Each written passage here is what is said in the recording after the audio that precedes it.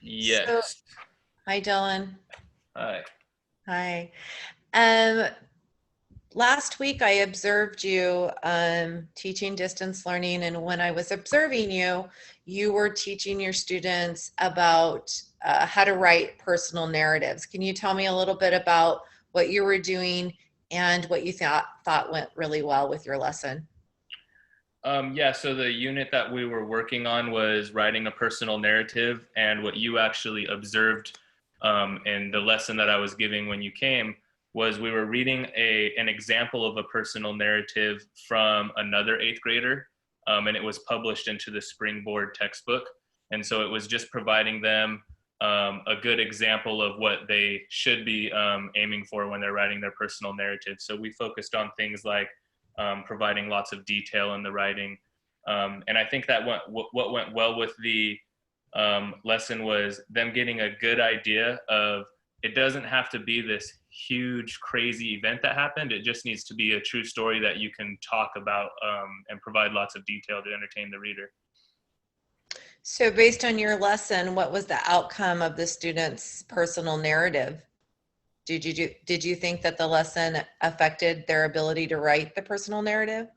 I think it did because I think that it really focused on this other eighth grader, the example talking about the feelings as she went through the story.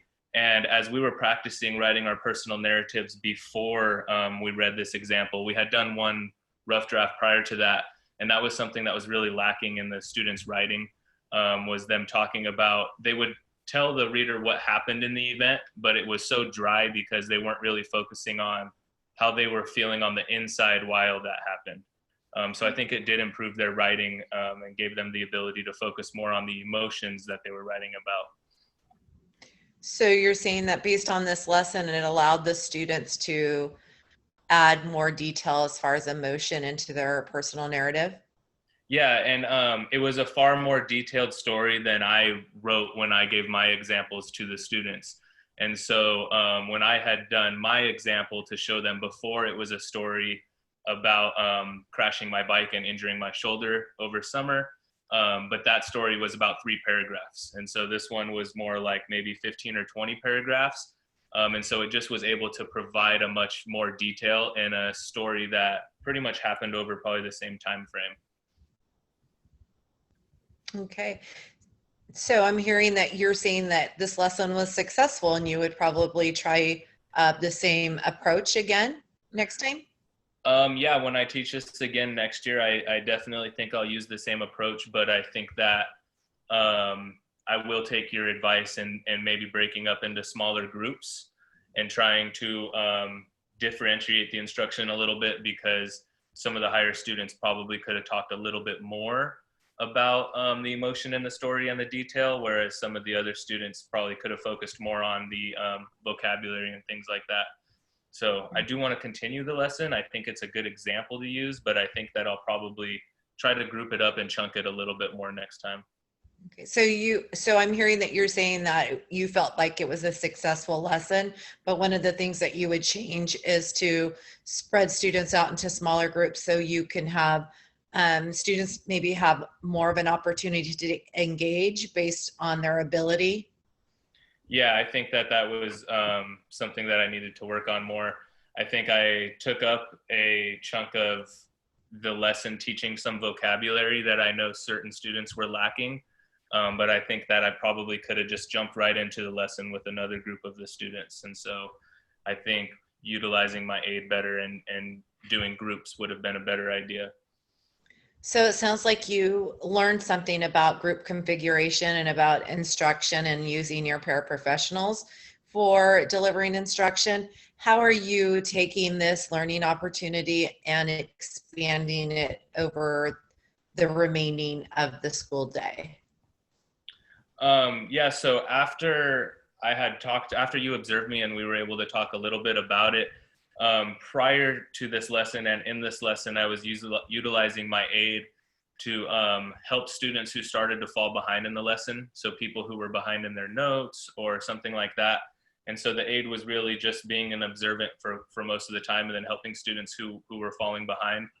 And after thinking about it, it usually is the same students who fall behind at some point in the lesson. And so I really should just be grouping them up and utilizing the aid for the whole 45 or 35-minute period, and have them working in that small group the whole time. And so after thinking about it and doing it for our second read with this lesson, I actually started planning most of my day in that similar manner. And I think that I'm making better use out of my extra help that I have in the class, and I think it's helping the students more too.